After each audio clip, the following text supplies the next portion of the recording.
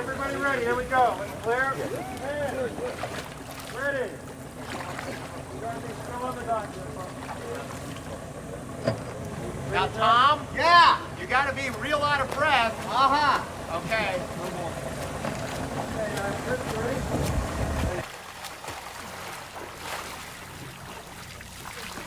Lieutenant, what are you doing here?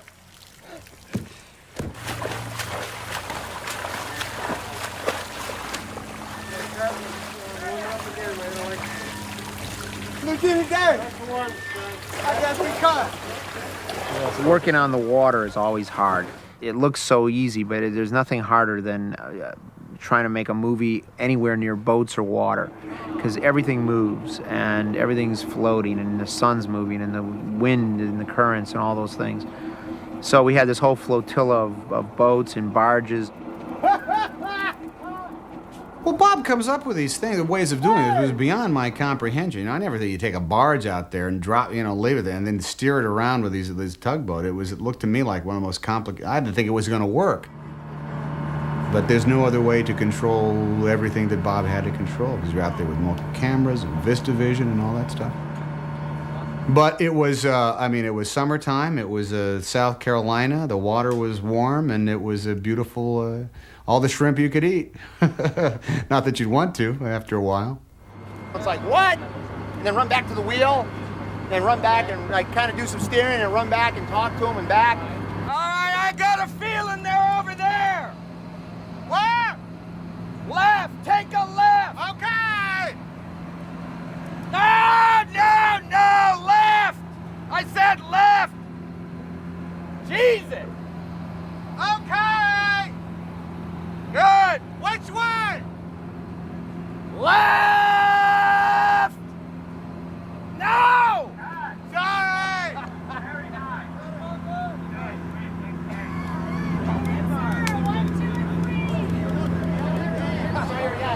Where? You see him? Sorry, Where guys. are they? Yeah. that kind of thing. Now, Bob. My energy. Bob. What? We just start creeping in. Yeah, we can. And action. I got a feeling the shrimp are over there. So take a left. And how? What? Get on the wheel and take a left. Left. What the hell are you doing? Take a left. I said left. They're out there. That's where we're gonna find the shrimp, my boy. That's where we'll find them. I love Bob. He knows his stuff. Funny as shit. And one day they were rigging me up in the thing up there, and I turned to Bob and I said, because I have a lot of different rigs with my legs and different things. I turned to Bob and I said, how many rigs can one man withstand? And he goes, oh, this is nothing. Meryl Streep had to act with a blue sock over her head.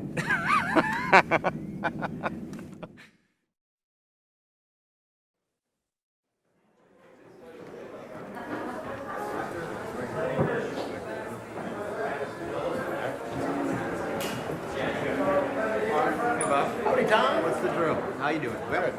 I much prefer to be on location than shooting in Hollywood. What a cute little church. Is this a red little church? Huh? You're very focused on the work. You're in a strange place, so you don't really have a lot of distractions.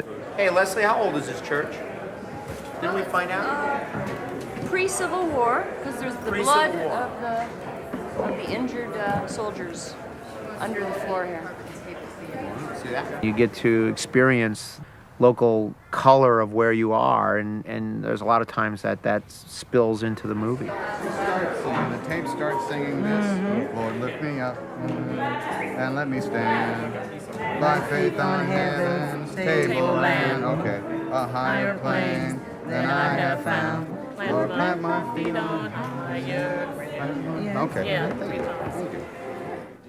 And let's roll sound and playback.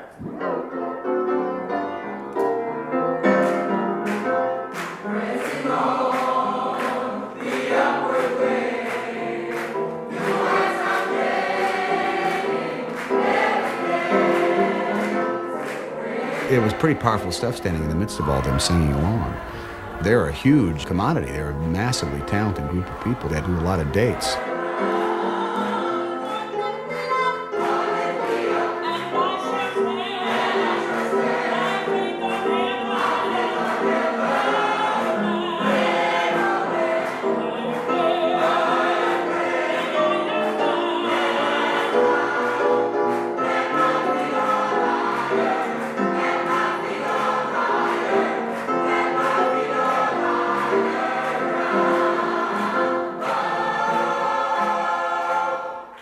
Cut.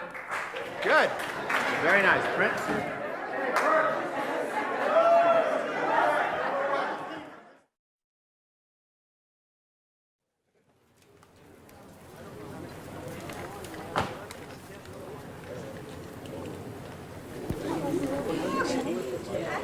Hate it when it gets this hot. Look, my jello mold is all melted. Have you seen Forrest? No.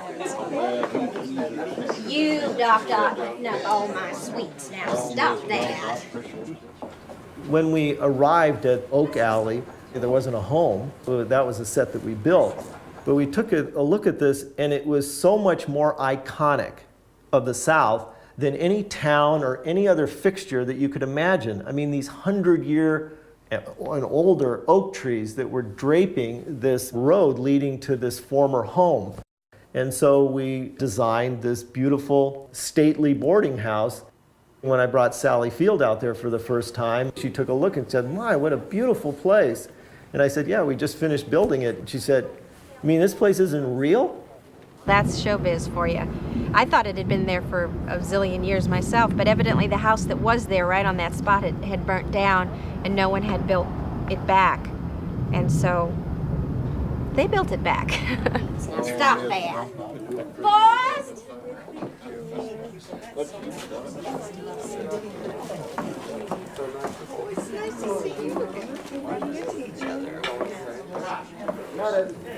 Say good. Sal?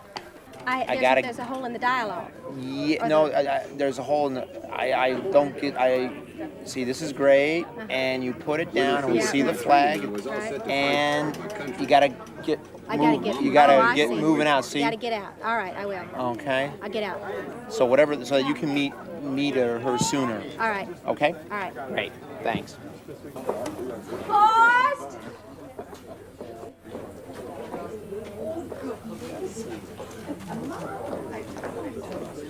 Okay, copy that. Get your chin down, Field. That's good though, Sal, good. Very nice. All right, we're moving on. Well, I don't know, what do you guys think? I've got That's good. Great. Now, you know what's good, Tom, is if you, you kind of go, I got a pain here, because then I'll see that. I'll see that action. Right? Oh, I see. Okay. But even though I guess it's got to be the other place, doesn't it? I don't see that at all. No. Yeah, just that. That's good if you just do that. Good.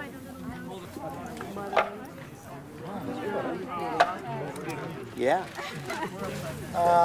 You guys want to relax or stay there? Did we put this log here, or was it always here? And there are 100 years. 100 years. Oh, because I think it's loaded with any number of 100 years things. if it that- wasn't there a week ago. We'll keep you alive. Just like the house. You guys want to go in there? And action.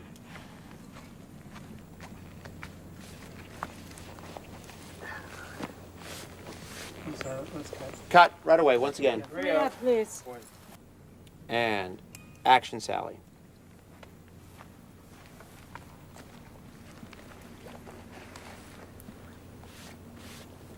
Aren't you gonna eat, Forrest? Mama, what's it mean when you got a pain, but you didn't get hurt? A pain where? Here. Something broke. Oh. You come back safe to me. Do you hear me? Cut. Okay. Very nice. Let's go home. Very nice. Beautiful. Yeah, I live up to this. Well, I thought it'd be inspiring. Great stuff. Good. Sally, thank you. That's fun, great. Sal. Yeah. That's our first mama and family together. That's so sad. It's a sad scene. Beautiful. Beautiful scene.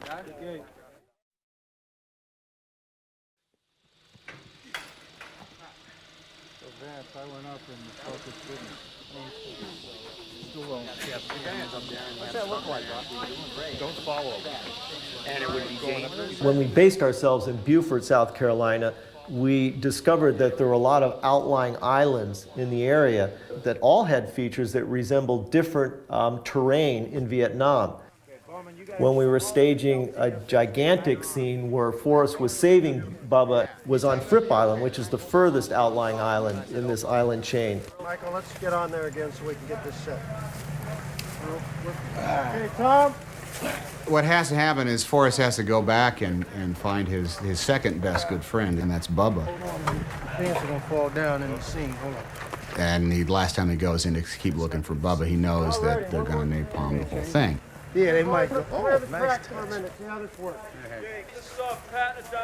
Right, baby? Come on now.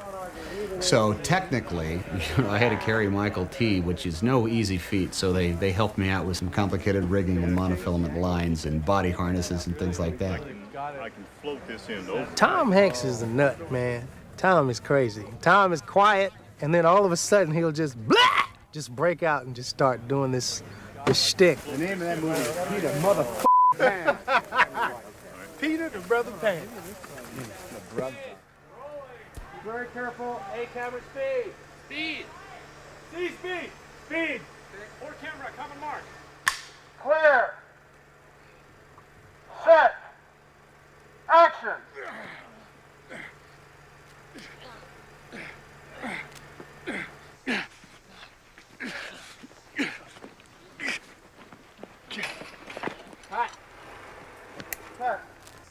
The first time we went through, I mean, Tom was running and it looked like, you know, Bubba was sort of floating on his own, like this sort of light, feathery sack. He's way high. Oh, he's way high. Yes, it's all screwed up. Wait a minute, guys. He's like 2.5 feet too high. Yeah.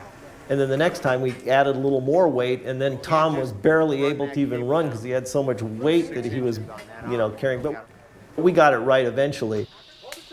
Clear. And action. Action.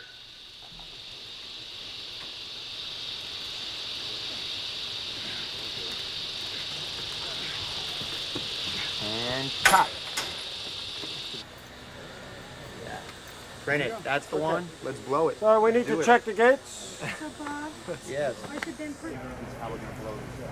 Right now, so Ken, he wants to. He's really aware of it. Right at the ground. There's a lot of people here, and I just want everybody to be able to count for everybody else. So No. Also, they're not to squirt the camera. and definitely not squirt the camera, unless they're on fire. No. Okay. No, we even won't if let they're them not in fire, here. they're not on fire. When the moment came that it actually went up in flames, just with me just a few steps in front of it. I had to be very. I couldn't misstep once, otherwise, I would have been killed, because the gas flames were just a few feet. Actually, the napalm went off, and I was asleep in my trailer. Actually, after a long lunch. But the way it looks is very, very dicey stuff, and I don't think I'm going to do my own stunts after this movie is over. I think I'll let somebody else do it for me.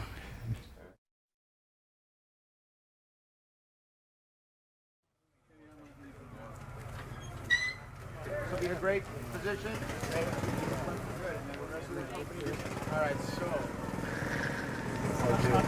so Dale, you were marching out of this marsh. Yes, sir. Through this tree opening. How many these guys be walking? They'd be in a wedge. Well, that's great. Let's just wedge, but let's just have the point in front of Forrest and Bubba, and we're wedging out. But it's just not as wide as you would do it. It's a wedge that's a little more narrow. Right. The thing that we never ever wanted to do in any of this movie was just do that kind of tabloid pastiche version of whatever it is that we were doing. Because you don't want to get in a position where you know, you're doing something that is just so incredibly wrong that it wouldn't happen. That you're just so far off the base of any realism that you're kind of like you're doing some cheesy World War II movie on the back lot at MGM. You know, we didn't want to do that. We had Captain Dale Dye, who was probably the premier Vietnam advisor. We're gonna make a wedge, folks. Alpha's here, Bravo's here. I'm playing a lieutenant in a platoon. I don't come from a military background at all. I wasn't in the service. So what we did was we went out to the jungle and we lived out there for 3 days, which is short by comparison to some of the other films that Dale has done. Platoon, I think he took them out to the Philippines for 3 weeks. The point man is Zorro, right? When Zorro moves, you'll see him. That's about all you'll see. That's it. Move when Zorro. I'll go get my line. Yeah, go take your I'll get my line from Vic. The script called for a whole variety of different reigns in Vietnam that were listed off almost in the same way that Bubba listed off all the ways you cook shrimp. You know, doing rain that, you know, is running parallel to the ground is like nearly impossible. I mean, how do you get enough wind power to drive this rain just literally horizontal to the ground? He was telling me about it. Oh, it's coming great. We got this jet engine. And I tried to imagine what that would be like. And I thought, well, it's probably like an engine of a jet stuck on what, like a trailer? Well, sure enough, that's exactly what it is. They just kind of pointed it at us, fired it up, and blew kerosene exhaust on us. It's not pleasant, I'll tell you that right now, but man, that wind does blow.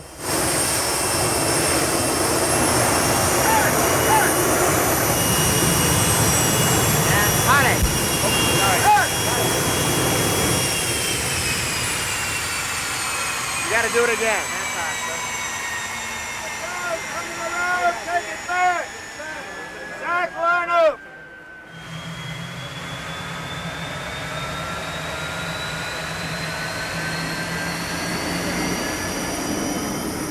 Well, shit.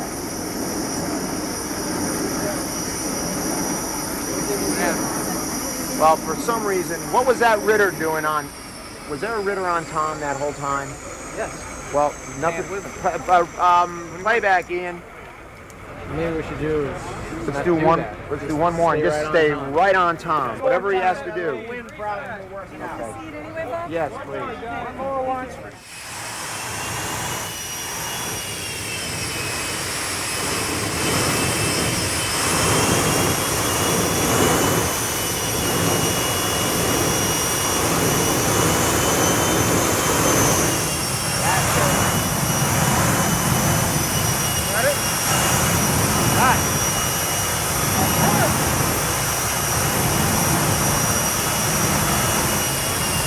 Felt it that time. That was good. Tom.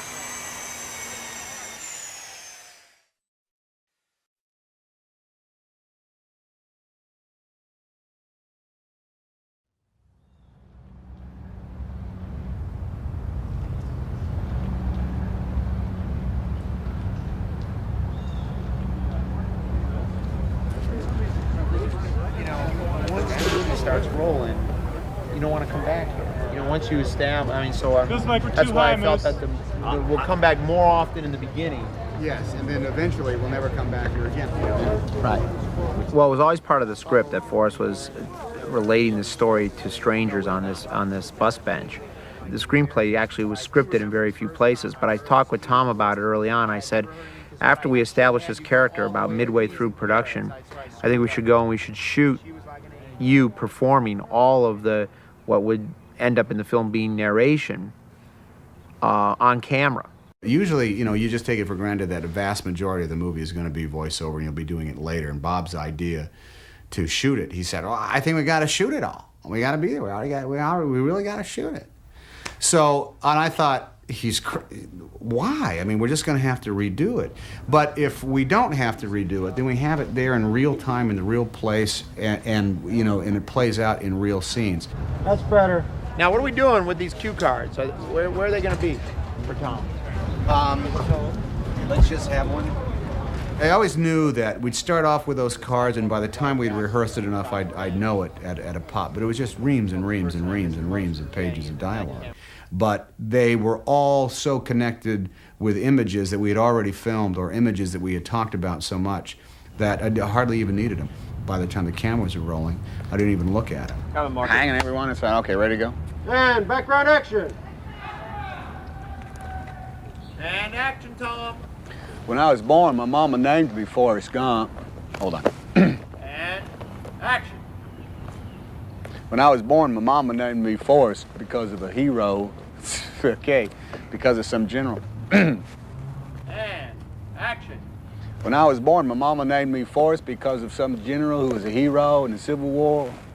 Mama said we was kin to General's family some ways. And he was a great man, she said, except he started up the Ku Klux Klan. Grand Exalted Pish Pash, or whatever they called himself. Anyways, this one time they was out running around in their sheets, in their underwear, hanging everyone in sight. The General's horse tripped or something. The General fell into a bunch of mud. They must have mistaken the General for somebody else because in the confusion and all, it was dark out, and seeing how he was covered in mud, they hung him too. Anyway, that's how I got my name, Forrest Gump.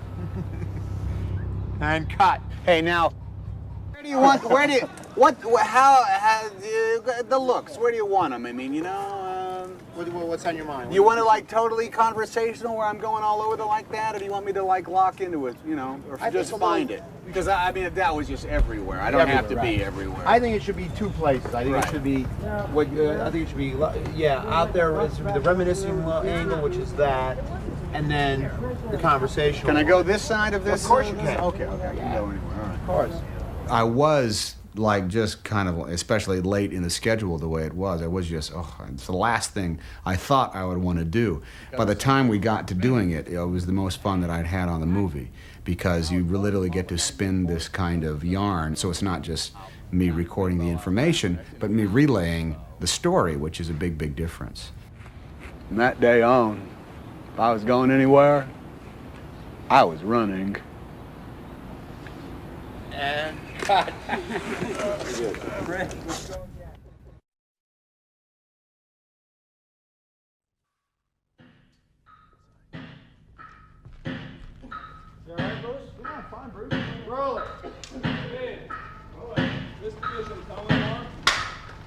Okay, action, Tom. Backhand, power. Back and forth, Valentino.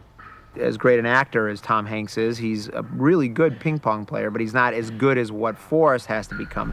More power, Tom. So we did that using movie magic. You have the actors mime playing ping pong, and then you put the ball in later optically. And cut. Let's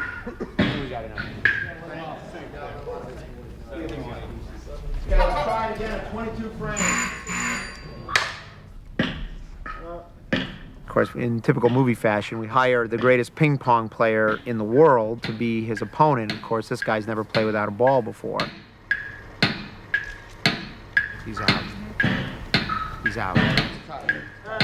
He's like a world-class ping pong player, and of course, to ask him to pretend to play ping pong is one of the hard.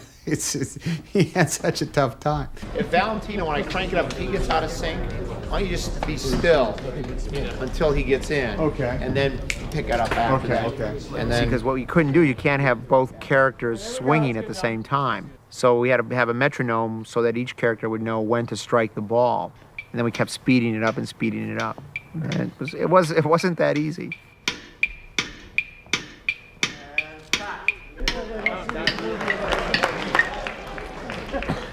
I tell you, it was exhausting playing that ping pong game. It was, jeez, it was very tough. I'd rather actually play ping pong with a regular ball. That was tough work. I'm beginning to see it though, Bob. I'm beginning to see the ball.